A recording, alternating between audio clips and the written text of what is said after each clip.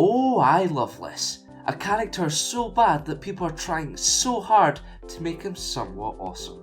Hello everyone and welcome to Fan Theory, where I look at, you guessed it, theories not thought of by me, rather fans of the particular topic.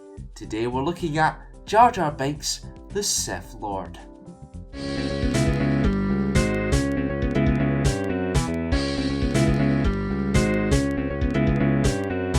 Fan Theory. Jar Jar Binks was one of the reasons that Star Wars prequels sucked, with his clumsy nature and annoying personality. However, it may have all just been an act. Maybe Jar Jar is not as stupid as we all think he is. He may well actually be a powerful Force user, possessing many abilities.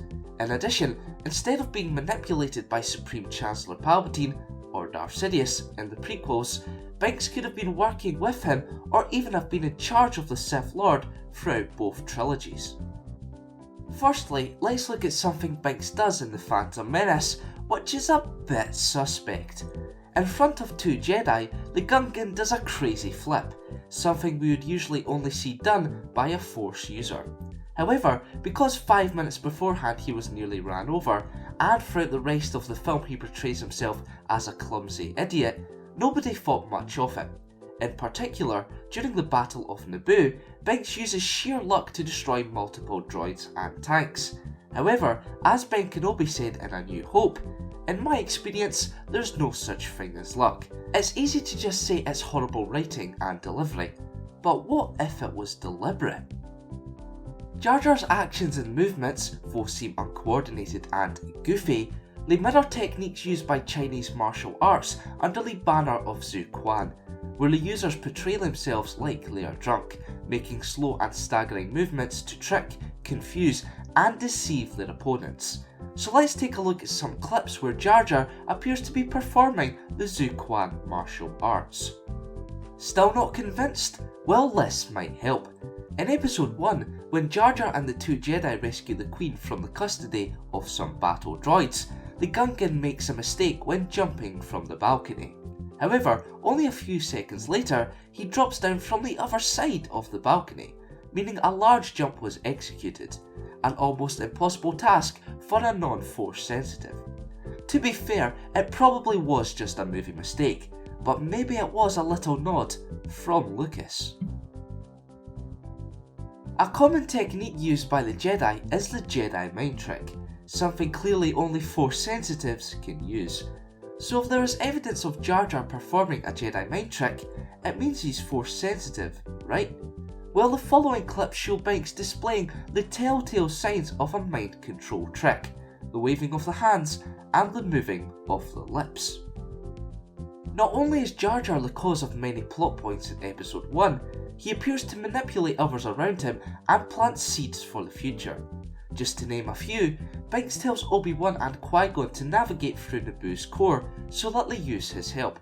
He causes a scene on Tatooine, which totally rhymes, so the team come across Anakin Skywalker. He mocks Jin behind his back in front of Anakin to show Jedi can be disrespected. And finally, Jar Jar tells Skywalker that the Queen is rather attractive, laying the foundation of the child's future romance. So if Jar Jar is a super powerful Force user, that would mean he wasn't manipulated by Sidious at all. Instead, they could have been working together the whole time. Even if they never trained on their homeworld of Naboo together, they do hang around a lot in episode 3. This may well be down to the fact they are the two most powerful beings in the galaxy and are just kicking about as bestos or whatever. George Lucas has previously stated this about Yoda in the original trilogy. Yoda really comes from a tradition of mythological storytelling, fairy tales, of the hero finding a little creature on the side of the road that seems very insignificant and not very important, but who turns out to be the master wizard or the master thing.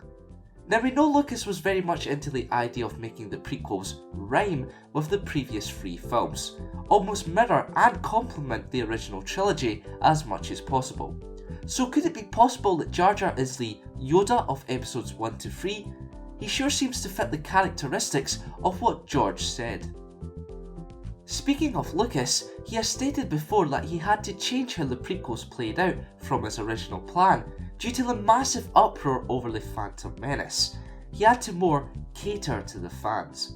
With all of the evidence above, Jar Jar could have originally been intended to become a Sith Lord, a reveal in episode 2 or 3 that would shock the characters and the audience.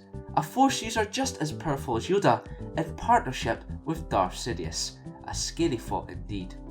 Because Lucas changed the direction with the films, we will never truly know if Jar Jar was meant to become a Sith Lord or not. Though it's easy to dismiss the claims for evidence such as, if Palpatine killed his master, why would he let another powerful being rule over him or operate without any limitations, but the theory makes watching the prequels, especially The Phantom Menace, somewhat interesting, leaving us thinking, what if? As much as I want Jar Jar to actually be a worthwhile character, to be a Sith Lord, I just don't buy it myself. For that reason, I'm giving the theory a 3 out of 10. George Lucas is just not that smart. Do you agree with my rating? Let me know your opinion on the theory down below. If you want more fan theories, click the video playing on the left or the video on the right to learn all about Jar Jar's life story. Thanks for watching, and for more Star Wars related content, keep along here to the Kankazans. It might sound crazy with the Pokemon bouncing about looking so happy even though they have just witnessed a devastating conflict, but it does make a lot of sense when you think about it.